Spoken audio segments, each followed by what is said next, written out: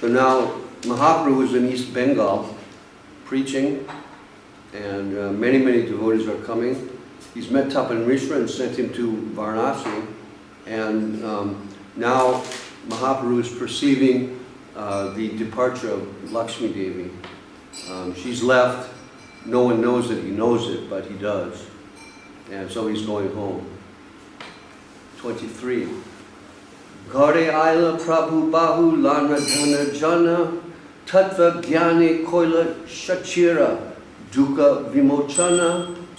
When the Lord returned home, bringing with him great wealth and many followers, he spoke to Shachi Devi about transcendental knowledge to relieve her of the grief she was suffering.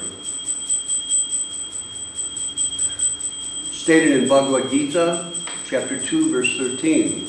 Dehino smrinyata dehe komaram yovanam jara tata dehantara praptir dhiras tatra namuhyati. As the embodied soul continuously passes in this body from boyhood to youth to old age, the soul similarly passes into another body at death. The self-realized soul is not bewildered by such a change.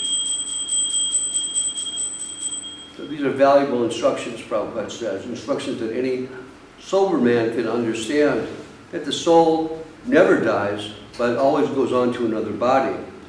This is called transmigration of the soul. Dhiras tatra namuhyate. One who knows this doesn't lament about the changes of body. This is called tattva katha, or real truth. 24. Shishya guna lana puna vidyara vilas vidya bale sabajini audhatya prakash. After coming back from East Bengal, Sri Chaitanya Mahaprabhu again began educating others. By the strength of his education, he conquered everyone, and thus he was greatly proud. Tabe Vishnu Priya Thakuranira Paranaya Tabe Takarila Prabhu Digvijaya Jaya. Then Lord Chaitanya married Vishnu Priya, the goddess of fortune, and thereafter he conquered a champion of learning named Keshava Kashmiri. So Prabhupada tells us that, like today, there are many champions in sports.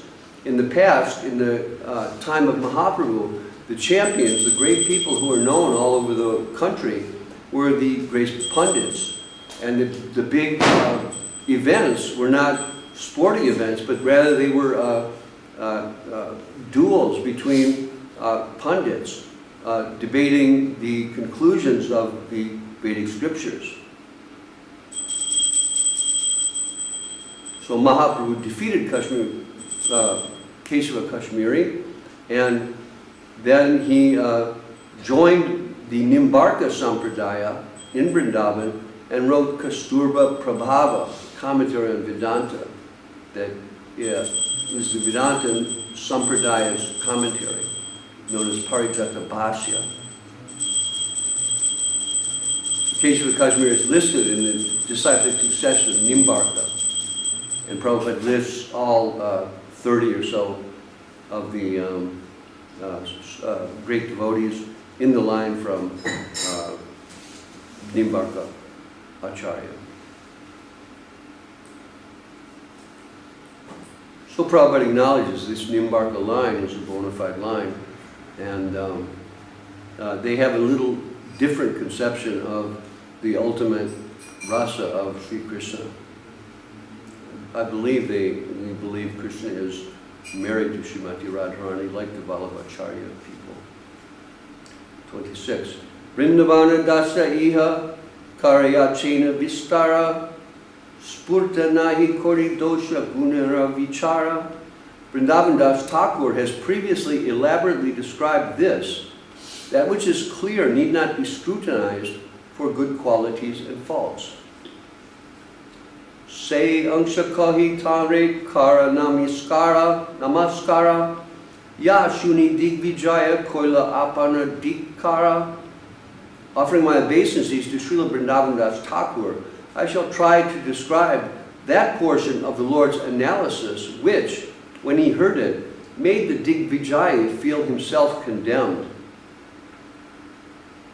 Jyotsnavatri Ratri Prabhu Shishagana Sange Vishayachena Gangatiri Vidyahara Prasange. Once, on a full moon night, the Lord was sitting on the bank of the Ganga with his many disciples and discussing literary topics. Ena Kali Digvijaya Tahani Adi-lila Gangara Vid Vandana Kori Prabhurama Adi-lila. Coincidentally, Keshava Kashmiri Pandit came there. While offering his prayers to Mother Ganga, he met Sri Chaitanya Mahaprabhu. Vasaila Tore Prabhu Adara Korea Digvijaya Kahe Mane Avagya Korea. The Lord received him with adoration, but because Keshava Kashmiri was very proud, he talked to the Lord very inconsiderately. So there's a Vedic way of exchanging relations with different people. And usually because of pride, this customary proper exchange is violated. Here Keshava Kashmiri is a proud man. So even though Mahaprabhu obviously is effulgent and transcendental personality, easily perceived even by ordinary people, he's not able to properly speak to the Lord. Vyakarana padaha nimai pandita tomara nama balya shastre loke tomara kahi guna grama. I understand that you are a teacher of grammar, he said, and that your name is Nimai Pandit. People speak very highly of your teaching of beginner's grammar.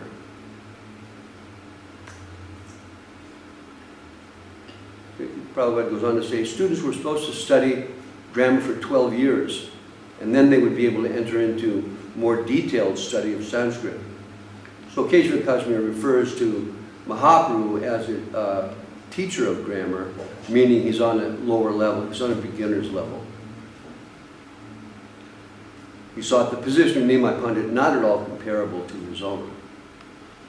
Vyakarana Madhye Jani Padaha Kalapa Sunilum Pankite Tomara Shishera Samlapa.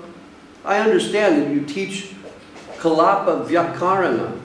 I have heard that your students are very expert in the word jugglery of this grammar.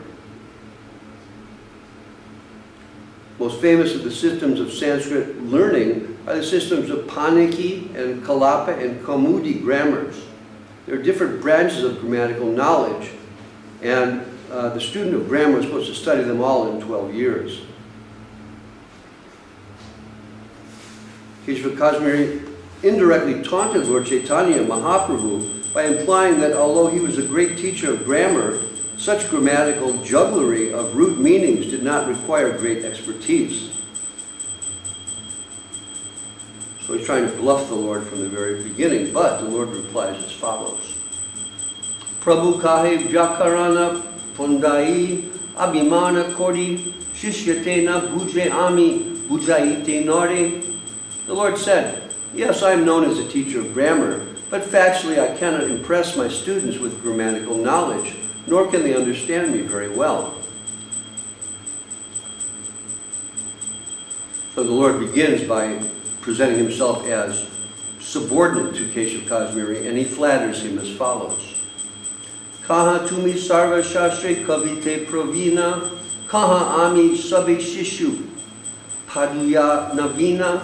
My dear sir, whereas you are a very learned scholar in all sorts of scriptures, and you are very much experienced as composing poetry, I am only a boy, a new student, and nothing more.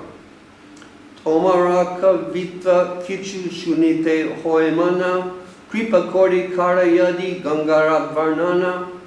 Therefore I desire to hear your skill in composing poetry. We could hear this if you would mercifully describe the glory of Mother Ganga. Shuniya Brahmama Gurve Varnite Lagila Gati Eka Shati Shoka Gangara Vanila. When the Brahmin Keshava Kashmiri heard this, he became still more puffed up, and within 1 hour he composed 100 verses describing Mother Ganga. Shuniya Karila Prabhu Bahuta Shatkara Toma Sama Prativite Kavi Nahi Ara. The Lord praised him, saying, "Sir, there is no greater poet than you in the entire world. Tomara kavita shloka bhujite kara shakti tumi bala jana artha kimba saraswati." Your poetry is so difficult that no one can understand it but you and Mother Saraswati, the goddess of learning. Right, Srila Bhakti Sundar Govinda Dev Goswami Maharaj Ki Jai.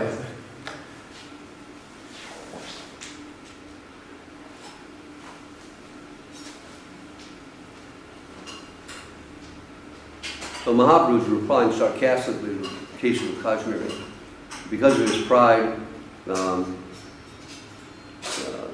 Mahaprabhu is telling him only he and Saraswati can understand, indirectly telling him that his poetry is not practically understandable. Eka shlokera artayadi kora nijamuke shuni sabaloka tabi paiba bada suke. But if you explain the meaning of one verse, we can all hear it from your own mouth and thus be very happy. Tabi digvajiya vyakar yara shloka puchila Sata shloka eka shloka prabhuta padila. The Digvijayi Kesava Kashmiri inquired which verse he wanted explained.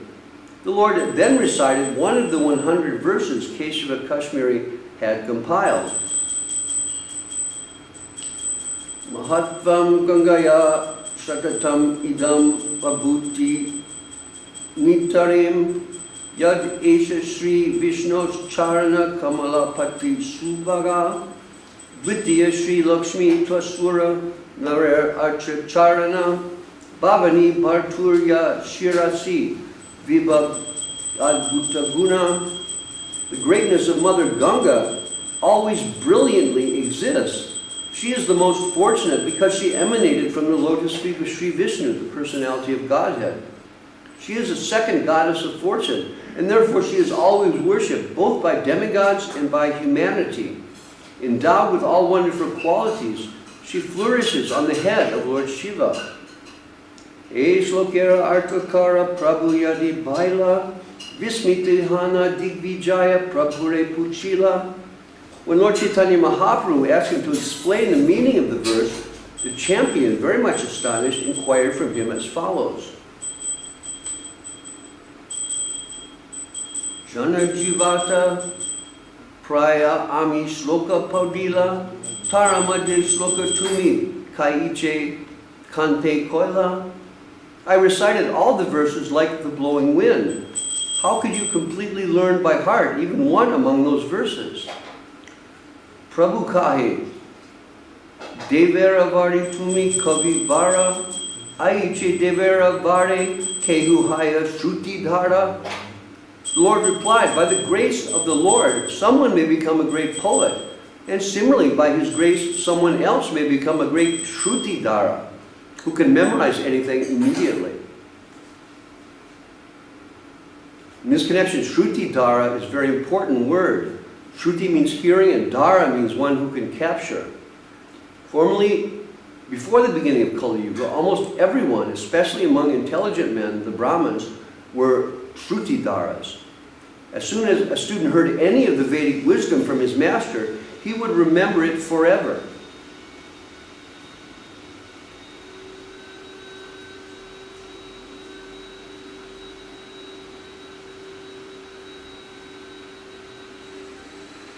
It goes on to say that Shruti Dharas understand the great and beautiful, glorious splendor of Krishna's opulence. It's described in Bhagavad Gita, chapter 10.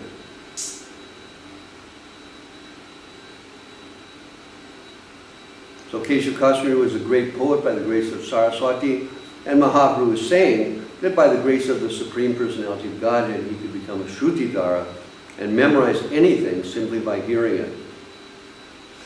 So we have some experience of some of our godbrothers who are almost like that, even in Kali Yuga.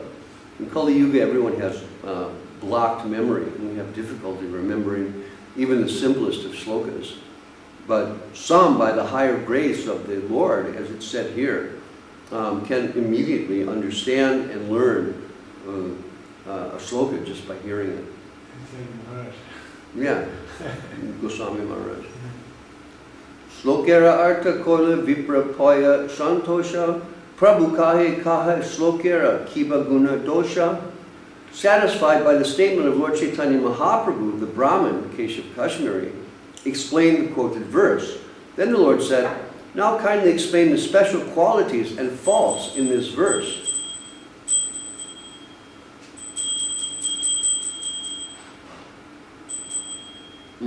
So Mahaprabhu not only heard the verse, but he also made a critical study, not only of this verse, but all the 100 verses. He understands the meaning and the faults behind each one. And now the Brahmins, Keshav Kashmiri is going to be a little upset because Mahaprabhu mentioned faults.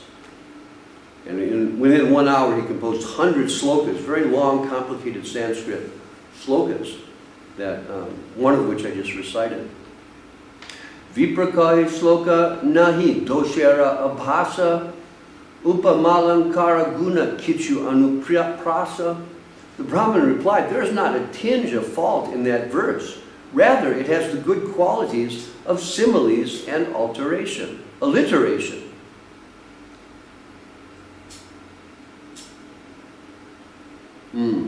The letter ba is repeated many times in the last line of the verse, as in the words Bhavani, Bhartur, Vibhavati, and Adbhuta.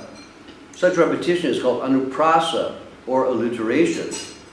The words Lakshmir Eva and Vishnu's Charana Kamalapati are instances of upama alankara, for they exhibit metaphorical beauty. The Ganga is water and Lakshmi is the goddess of fortune. And Lakshmi is the goddess of fortune. Since water and a person are not actually similar, the comparison is metaphorical. So alankara is very difficult to compose. And Keshav Kashmiri, he has composed alankara slokas, which he's saying, this is very great. You can't say that there's a problem. It's filled with similes and alliteration. Upama alankara. And what was the other one?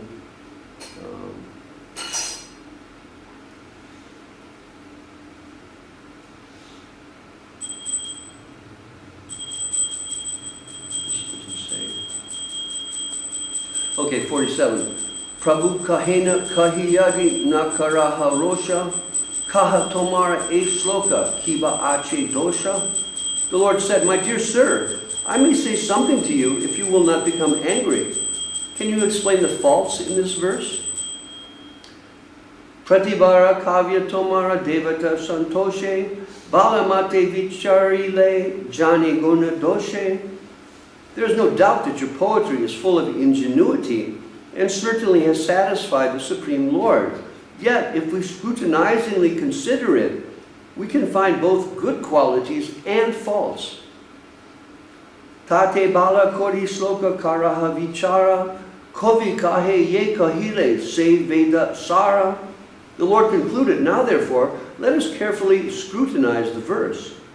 The poet replied, yes, the verse you have recited is perfectly correct. Vyakaraniya tumi nahe pada alankara, tumi ki janibe e kavit vera shara. You are an ordinary student of grammar. You do not know about literary embellishments. You cannot review this poetry because you do not know anything about it.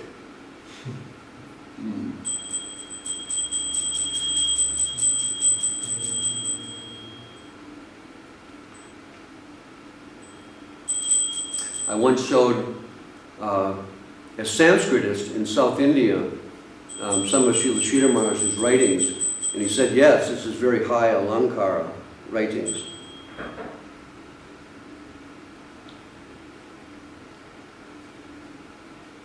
Okay, so Keshav Kashmiri is supposedly putting the Lord in his position as a teacher only of grammar, not able to understand these alankar slokas. 51. Prabhu kahena ataeva puchye tomara vichaya gunadosha bhajaha amare. Taking a humble position, Sri Chaitanya Mahaprabhu said, because I am not on your level, I have asked you to teach me by explaining the faults and good qualities in your poetry. Nahi podi alankara, koryachi shravana, tate e shloke deki bahu dosha guna. Certainly I have not studied the art of literary embellishments, but I have heard about it from higher circles, and thus I can review this verse and find it has many faults and many good qualities.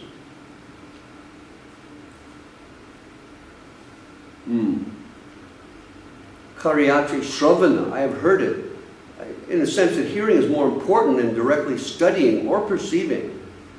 One is expert in hearing and hears from the right source. His knowledge is immediately perfect.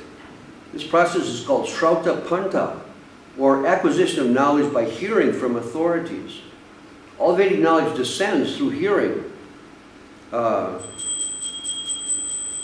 If you receive knowledge from a perfect person, it's perfect knowledge, and you don't have to be a literary scholar. This process of descending deductive knowledge is called Avaroha Panta, knowledge that comes down. Kavi kahi kaha deki konguna dosha, Prabhu kahena kahi shuna na kariha rosha. The poet said, all right, let me see what good qualities and faults you have found. The Lord replied, let me speak, and please hear me without becoming angry. Pancha dosa e sloka pancha alankara, krame ami kahishuna karaha vichara.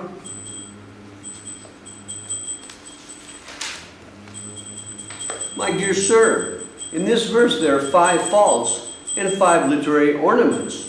I shall state them one after another. Kindly hear me and then give your judgment. Prabhupada goes in to describe the nature of the faults and their definitions in Sanskrit.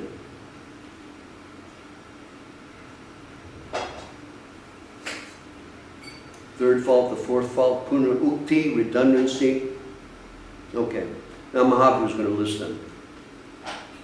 Abhrimrisla videyangsa duitani chinha, virudhi mati bogna krama, punar ata dosha tina. In this verse, the fault of avimrista vidheyangsa occurs twice, and the faults of virudhi mati, bhagna krama, and punar ata occur once each. Gangarama hatva shloke mula vidheya idam shabde anuvada patri avidheya. The glorification of the Ganga, Mahatvam Gangayaha, is the principal unknown subject matter in this verse, and the known subject matter is indicated by the word idam, which has been placed after the unknown. Vidheya age kahi pache Adi-lila anuvada elagi slakera arta koryache badha. Because you have placed the known subject at the end and that which is unknown at the beginning, the composition is faulty, and the meaning of the words has become doubtful. So Mahaprabhu this is a very complicated Sanskrit verse, and Mahaprabhu is taking it apart and shredding it in front of Kesava Kashmiri. And of course, Kesava Kashmiri is going to be astounded by Mahaprabhu's position. So we're going to hear some technical Sanskrit ahead that puts Kesava Kashmiri in his place. Anuvadam anuviva navideyam udiryet nahi yalabaspadam kinchit kutrachit pratishtati. Without first mentioning what is known, one should not introduce the unknown, for that which has no solid basis can never be established anywhere. And this is a verse from Ekadashi Tattva, whatever that is. Dvitiya Shri Lakshmi Ihan Dvitiyatva Vidheya Samase Gauna Hoila Shabdarta Gela Kshaya. In the word Dvitiya Shri Lakshmi, a second all-opulent goddess of fortune, the quality of being a second Lakshmi is the unknown. In making this compound word, the meaning became secondary, and the originally intended meaning was lost.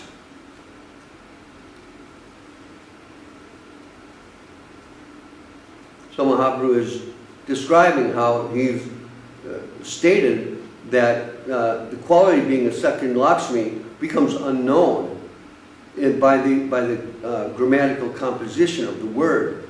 So because of that faulty grammatical composition, the word has become unclear. Dvitiya Shabda Videya Taha Padila Samase Lakshmira Samata Arta Korila Vinashe. Because the word Dvitiya, second, is unknown, in its combination in the compound word, the intended meaning of equality with Lakshmi is lost.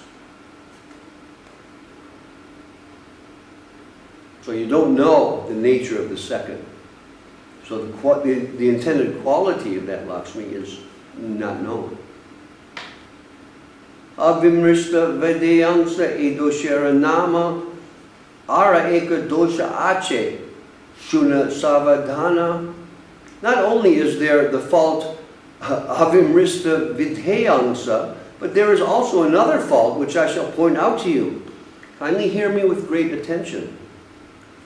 Bhavani Bhartar Shabda Dile Paya Santosha Virudha Mati Krit Nama E Mahadosha. Here is another great fault. You have arranged the word Bhavani Bhartar to your great satisfaction, but this betrays the fault of contradiction. Bhavani Shabde Kahe Mahadevera Grihini Tanra Bharta Kohile Dvitiya Bharta Jani. The word Bhavani means the wife of Lord Shiva, but when we mention her husband, one might conclude that she has another husband. So he's mentioned both husband and the wife of Lord Shiva, so the two together, which leads one to conclude that the wife of Lord Shiva may have another husband. So it's faulty in combination. Shiva Patnira Bharta Iha Shunite Viruddha Mati Krit Sabda Shastri Nahi Shuddha. It is contradictory to hear that Lord Shiva's wife has another husband. The use of such words in literature creates the fault called Viruddha Mati Krit. Brahmana Patnira Bhartara Haste Deha Dana Shabda Shunite Hoya Dvitiya Bharta Jnana. If someone says, place this charity in the hand of the husband of the wife of the Brahmin, when we hear this contradictory words, we immediately understand that the Brahmin's wife has another husband. Vidvahavati Kriyaya Vakya Sangha Puna Vishana Adbhuta Guna E Punar Ata Dushana. The statement by the word Vibhavati, flourishes, is complete. Qualifying it with an adjective, Adbhuta Guna, wonderful qualities, creates the fault of redundancy. So, Mahaprabhu heard 100 slokas. Now he's taking one of those 100, which he memorized perfectly, and he's taking it apart piece by piece, which no one could possibly do unless they're the Supreme Personality of Godhead. Tina pane anuprasha deki anupana anupama ekapade nahi e dosha bhagna krama. There is extraordinary alliteration in the 3 lines of the verse, but in one line there's no such alliteration. This is the fault of deviation.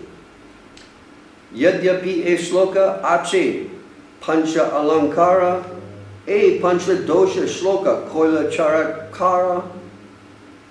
Although there are 5 literary ornaments decorating this verse, the entire verse has been spoiled by these 5 most faulty presentations. Dasha alankara yadi eka shloka hoya, eka dosha shaba alankara hoya kshaya. If there are 10 literary ornaments in a verse, but even one faulty expression, the entire verse is nullified. Sundara Sharira Yaiche, Bhushane Bhushita, Ekasrita Kushte Yaiche, Korea Vigita. One's beautiful body may be decorated with jewels, but one spot of white leprosy makes the entire body abominable. The great sage Bharata Muni, an authoritative on poetic metaphor, has given his opinion in this connection as follows. Rasalankara vatkavyam dosayuk ched vibhushitam shadvapu sundaram api sutine kena durbagam. As one's body, although well decorated with ornaments, is made unfortunate by even one spot of white leprosy, so an entire poem is made useless by a fault, despite alliteration, similes, and metaphors. It's a verse from Bharata Muni. So even though the whole thing appears very beautiful, if one aspect is faulty, then it wrecks the whole thing. So Mahaprabhu is discarding the whole sloka because of this mistake. Pancha alankarera ebe sunaha vichara dui shabda alankara tina artha alankara. Now hear the description of the 5 literary embellishments. There are 2 ornaments of sound and 3 ornaments of meaning. Shabda alankara tine pade iche anuprasa Sri Lakshmi shabde punar uktavad abhasha. There is a sound ornament of alliteration in 3 lines, and in the combination of words Sri and Lakshmi, there is the ornament of a tinge of redundancy. Pratama charale pancha takarera panti, triya charale hoya pancha, repa stiti. This is very complicated, but hearing about this brings to us the revelation, the understanding in our hearts of the greatness of Mahaprabhu. Even in the face of such a profound poet, composing newly, fresh, 100 verses in 1 hour. It's absolutely astounding. But Mahaprabhu is just taking that one beautiful verse that he's composed, perhaps the most beautiful of them, who knows. But he's taking it apart, line by line. In the arrangement of the first line, the letter ta occurs 5 times, and the arrangement of the third line repeats the letter ra 5 times. Chatutar charane chari bakara prakasha ataeva shabdalankara anuprasha. In the 4th line, the letter bha occurs 4 times. This arrangement of alliteration is a pleasing ornamental use of sounds. Sri Shabde Lakshmi Shabde Ekavastu Ukta Punar Ukta Praya Bhashe Nahi Punar Ukta. Although the words Sri and Lakshmi convey the same meaning and are therefore almost redundant, they are nevertheless not redundant. Sri Yukta Lakshmi Arta Artera Vibheda Punar Uktavad Abhasa Shabdalankara Veda. Describing Lakshmi as possessed of Sri offers a difference in meaning with a tinge of repetition. This is the 2nd ornamental use of words. Lakshmi Iva Arta Lankara Upama Prakasha Arta Alankara Ache Nama Virodha Bhasha. The use of the words Lakshmi Iva, like Lakshmi, manifests the ornament of meaning called upama, analogy. There is also the further ornament of meaning called virodhabhasa, or contradictory indication. Just see how developed Sanskrit is. All these things are part of the language and part of the composition, so that someone who's got like realized expression, he's able to express his realization in very fine terms because of the developed nature of the language of Sanskrit. Gangate Kamala Janme Sabara Subodha Kamala Gangara Janma atyanta viroda. Everyone knows that the lotus flower grows in the water of the Ganga. But to say that the Ganga takes birth from a lotus flower seems extremely contradictory. Iyan Vishnu pada padme Gangara upati virodhalankara iham mahachamat kriti. The existence of Mother Ganga begins from the lotus feet of the Lord. Although this statement that water comes from a lotus flower is a contradiction, in connection with Lord Vishnu, it is a great wonder.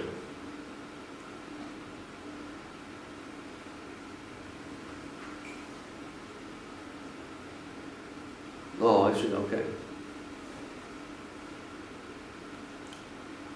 So there's some statement that the water of the Ganga is coming from a lotus flower, but because its connection with Lord Vishnu's lotus feet, it's wonderful because he has lotus feet.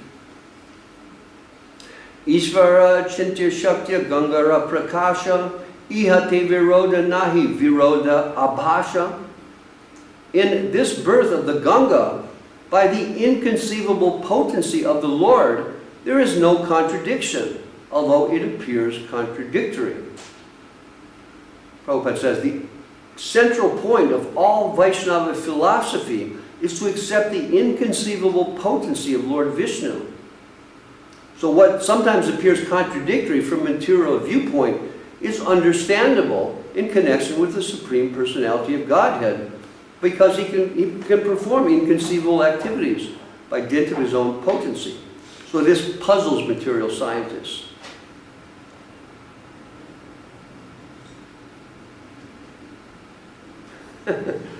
Prabhupada says they can analyze how hydrogen and oxygen combines to produce water, but they can't say how all these atoms combine and water combines to produce a great ocean.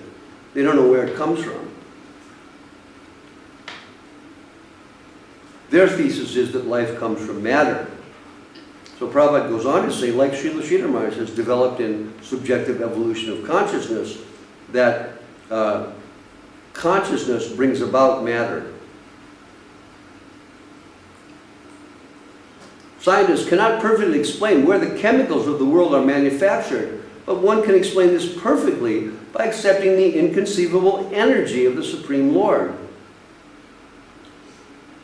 As described in the Vedas, Nityo Nityanam Chaitanas Chaitananam. He is the chief eternal of all eternals and the chief living entity amongst all living entities.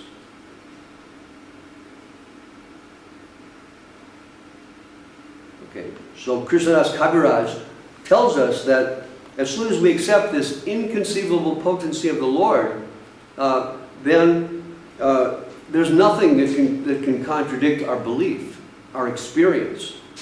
You know, beyond belief, Shraddha, experience. What we know, that there's a Lord who's inconceivable, then whatever some scientists may raise that seems to be contradictory, we know Krishna can do it. Vishnu can do it. Ambujam amuni jatam kavachid apijatam. Oops.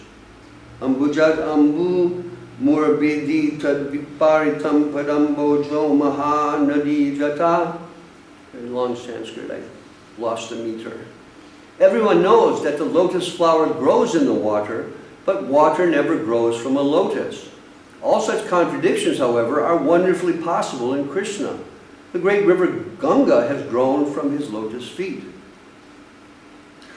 Gangara Mahata Sadhya Sadhana Tahara Vishnu Padotpati Anumana Alankara.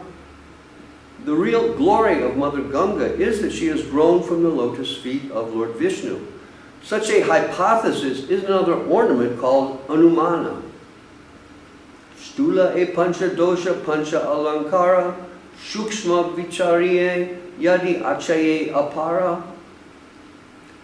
I have simply discussed the 5 gross faults and 5 literary embellishments of this verse. But if we consider it in fine detail, we will find unlimited faults. Wow. Mahaprabhu is completely shredding this guy. Oh. Pratibha Kavita Tomara Devata Prasade Avichara Kavya Avasya Paridosha Bade. You have achieved poetic imagination and ingenuity by grace of your worshipable demigod. But poetry not well reviewed is certainly subject to criticism. Vichari Kavitva Koila Hoya Sunirmala Shalankara Arta Kori Jalamala. Poetic skills used with due consideration is very pure, and with metaphors and analogies it is dazzling. Shunya Prabhura Vyakya Digvijaya Vishmita Mukena Nusari Vakya Pratibha Stambita. After hearing the explanation of Lord Chaitanya Mahaprabhu, the champion poet was struck with wonder. His cleverness stunned, he could not say anything. Kahite chaye kichu na aishe uttara, tabi vicharye mane hoye panpara. He wanted to say something, but no reply would come from his mouth. He then began to consider this puzzle within his mind. Puriya balaka koila mora buddhi lopa, jani saraswati mora kariyachena kopa. This mere boy has blocked my intelligence. I can therefore understand that Mother Saraswati has become angry with me.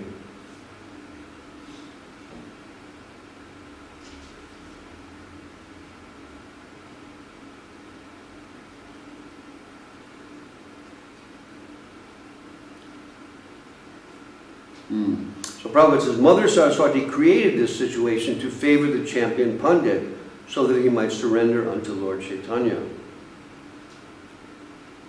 So from Paramatma comes all intelligence.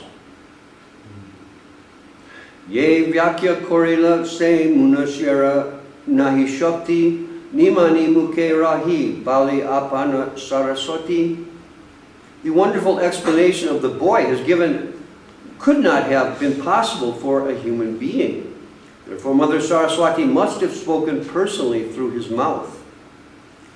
Etavavi kahe shuna nimani pandita tavya vyakya shuni ami hoilan vishmita. Thinking thus, the Pandit said, My dear Nimai Pandit, please hear me. Hearing your explanation, I am simply struck with wonder. Alankara nahi pada nahi shastra bhyasa kemane e sabha arta korila prakasha. I am surprised you are not a literary student and do not have long experience in studying the Shastras. How have you been able to explain all these critical points? Oh boy. Is there any water around? Oh, there we go. Iha shuni maha prabhu atid bhada rangi tahara hridoya jani kahi kori bhangi. Hearing this and understanding the Pandit's heart, Sri Chaitanya Mahaprabhu replied in a humorous way. Shastra vichara bhala mandanahi jani saraswati ye balaya se bali vani. That's Jani. My dear sir, I do not know what is good composition and what is bad, but whatever I have spoken must be understood to have been spoken by Mother Saraswati. Iha shuni digvijaya korila nischaya, shishu dware devi more korila parajaya. When he heard this judgment from Lord Chaitanya Mahaprabhu, the Pandit sorrowfully wondered why Mother Saraswati would want to defeat him through a small boy. Advitanra nivediba kori japa dhyana, shishu dwari koila more eta apamana. I shall offer prayers and meditation to the goddess of learning, the champion concluded, and ask her why she has insulted me so greatly through this boy. Vashuto Saraswati Ashuddha Sloka Koraila Vichara Samaya Tanra Buddhi Achadila. Saraswati had in fact induced the champion to compose his verse in an impure way. Furthermore, when it was discussed, she covered his intelligence, and thus the Lord's intelligence was triumphant. Tabeshishya gana sabha hasite lagila ta sabha nishedi prabhu kavira kohila. When the poetic champion was thus defeated, all the Lord's disciples sitting there began to laugh loudly. But Lord Chaitanya Mahaprabhu asked them to not do so, and he addressed the poet as follows. So the guy was completely humiliated, all the disciples are laughing, and Mahaprabhu said, no, let's be kind to the guy. Tumi bada pandita mahakavi shiromani yara mukhe bahiraya aiche kavyavane. You are the most learned scholar and the topmost of all great poets. For otherwise, how could such fine poetry come from your mouth? Tomara kavita yena ganga jaladhara tomad sama kavi kota nahi deki ara. Your poetic skill is like the constant flow of the waters of the Ganga. I find no one in the world who can compete with you. Bhava Bhuti Jayadeva Ara Kalidasa Tansabar Kavitve Achi Doshera Prakasha. Even in the poetic composition of such great poets as Bhava Bhuti, Jayadev, and Kalidas, there are many examples of faults. Dosha Guna Vichara E Alpa Kordimani Kavitva Karane Shakti Taha Sevakani. Such mistakes should be considered negligible. One should see only how such poets have displayed their poetic power.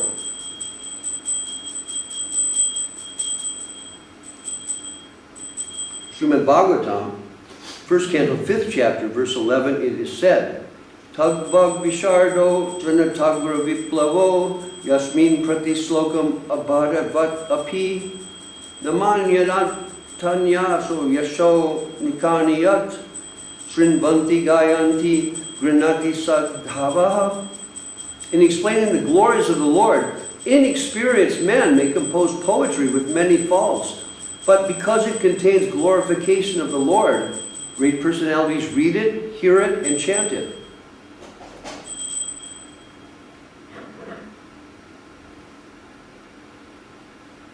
Prabhupada describes about the great poet Kalidas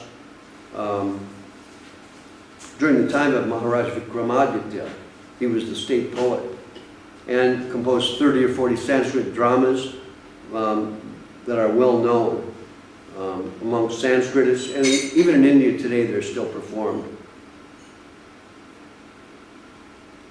And Jayadev has been described in chapter 13 of the Adi-lila. Shaishtava Chapalya Kichu Na Labe Amana Shishera Samana Muni Na Hantomana. I am not even fit to be your disciple. Therefore kindly do not take seriously whatever childish impudence I have shown. Ajivasa Yaha Kali Maliba Abara Shunba Tomara Muke Shastra Vichara. Please go back home, and tomorrow we may meet again, so that I may hear discourses on the Shastras from your mouth. Ematena Gari Gela Dui Jana Kaviratri Koila Saraswati Aradhana.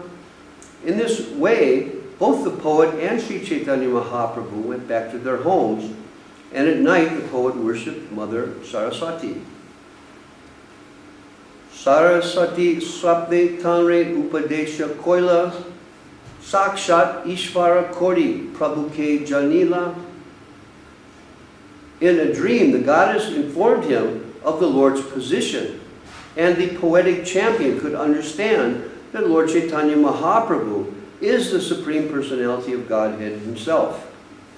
Prati Ashi Prabhupade Adi-lila Sharana Prabhu Kripa Koila Tanre Adi-lila Bandhana. The next morning the poet came to Lord Chaitanya and surrendered unto his lotus feet. The Lord bestowed his mercy upon him, and cut off all his bondage to material attachment.